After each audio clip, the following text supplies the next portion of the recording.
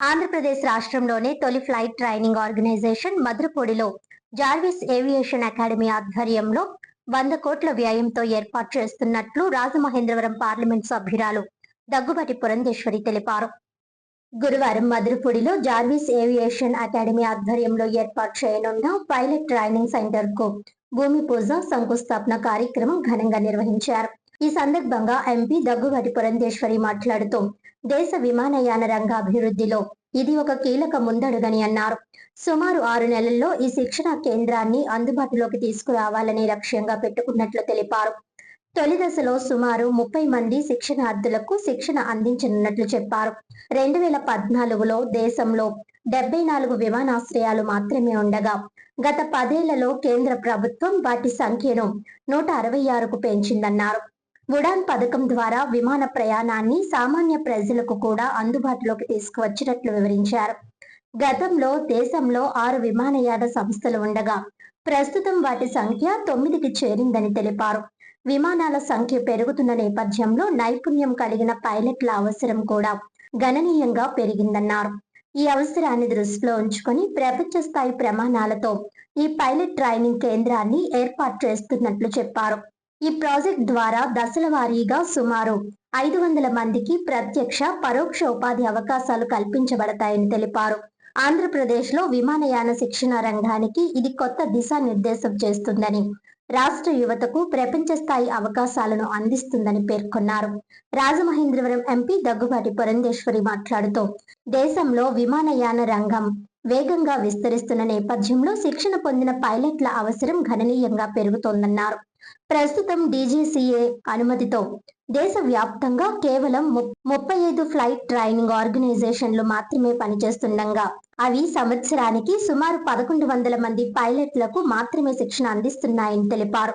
దేశీయ విమానయాన సంస్థలు వేలాది కొత్త విమానాలను కొనుగోలు చేస్తున్న తరుణంలో రానున్న సంవత్సరాల్లో 25,000 నుంచి 30,000 మంది పైలట్ల అవసరం ఏర్పడనుందని పేర్కొన్నారు.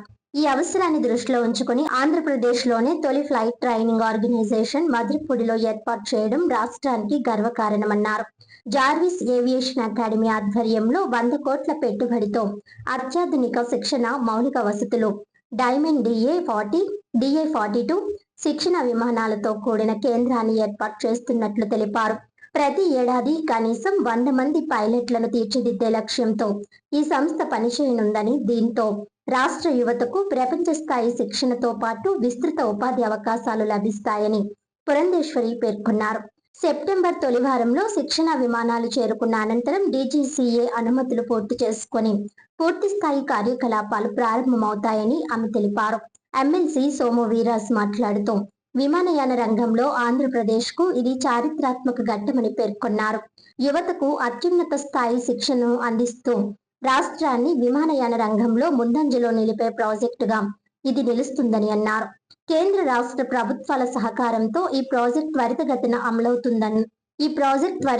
అమలవుతున్నందుకు హర్షం వ్యక్తం చేశారు. రాజమహేంద్రవరం రూరల్ ఎమ్మెల్యే గోరంట్ల బుచ్చయ్య చౌదరి మాట్లాడుతూ మధురపొడి విమానాశ్రయానికి ఉన్న అనుకూలతలను దృష్టిలో ఉంచుకొని ఈ శిక్షణ కేంద్రాన్ని ఏర్పాటు చేయడం అభినందనీయమని అన్నారు. ఈ ప్రాజెక్ట్ ద్వారా విమానయాన రంగంలో రాష్ట్ర యువతకు కొత్త అవకాశాలు అందుబాటులోకి వస్తాయని తెలిపారు.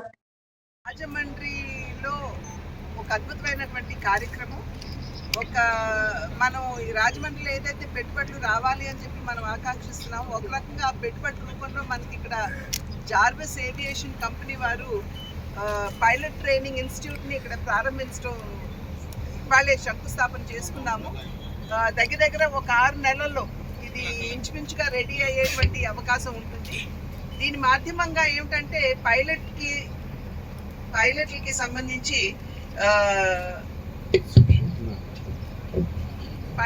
సంబంధించినటువంటి ట్రైనింగ్ అంటే శిక్షణ ఇక్కడ ఇవ్వడం జరుగుతుంది. ప్రతి బ్యాచ్ లో కూడా 30 మంది దగ్గరగా పైలట్ ట్రైనింగ్ తీసుకునేటువంటి అవకాశం ఉంటుంది. ఇవాళ చూసినట్లయితే 2014వ సంవత్సరానికి ముందు దేశంలో ఒక 74 ఎయిర్పోర్ట్లు మాత్రమే మన దేశంలో ఉంటే, నరేంద్ర మోడీ గారు ప్రధాని అయిన తర్వాత ఈ 10 సంవత్సరాల కాలంలో ఆ సంఖ్య పెరిగి ఇవాళ 166 ఎయిర్పోర్ట్లు దేశవ్యాప్తంగా కూడా ప్రారంభించుకోవడం జరిగింది. ఇది ప్రధానంగా ఉడాన్ కార్యక్రమం కింద. ఎందుకంటే సామాన్యులు కూడా విమానయానం అనేది కేవలం ధనికులకి మాత్రమే కాకుండా అది పేదవారికి కూడా అందుబాటులో తీసుకురావాలి అనేటువంటి ఆలోచనతోటి ఈ ఉడాన్ కార్యక్రమాన్ని తీసుకొచ్చి ఈ టియర్ 2, టియర్ 3 సిటీస్ ఏవైతే ఉంటాయో, పట్టణాలు ఏవైతే ఉంటాయో వాటిని కూడా కనెక్ట్ చేసేటువంటి ప్రక్రియ నరేంద్ర మోడీ గారు చేపట్టడం జరిగింది. కనుకనే ఇవాళ దగ్గర 166 ఎయిర్పోర్ట్లు దేశవ్యాప్తంగా కూడా మనం చూస్తున్నాము. అది మాత్రమే కాకుండా 2014వ సంవత్సరానికి ముందు 6 ఎయిర్లైన్స్ మన దేశంలో ఉన్నట్లయితే ఇవాళ సంఖ్య పెరిగి 9 ఎయిర్లైన్స్ ఇవాళ మన దేశంలో ఉన్నాయి. కనుక ఎయిర్లైన్స్ పెరుగుతున్నటువంటి నేపథ్యంలో కూడా ఈ పైలట్ల సంఖ్య కూడా పెరగవలసినటువంటి అవసరం ఉంది. వారి ఆ యొక్క నైపుణ్యాన్ని కూడా అందుబాటులో తీసుకురావాల్సినటువంటి అవసరం ఉంది. కనుక దాని దృష్ట్యా జార్విస్ వాళ్ళు ఎక్కడ పెట్టాలా అని ఆలోచిస్తున్నటువంటి సందర్భంలో రాజమండ్రి అనువుగా ఉంటుంది అనేటువంటి భావన.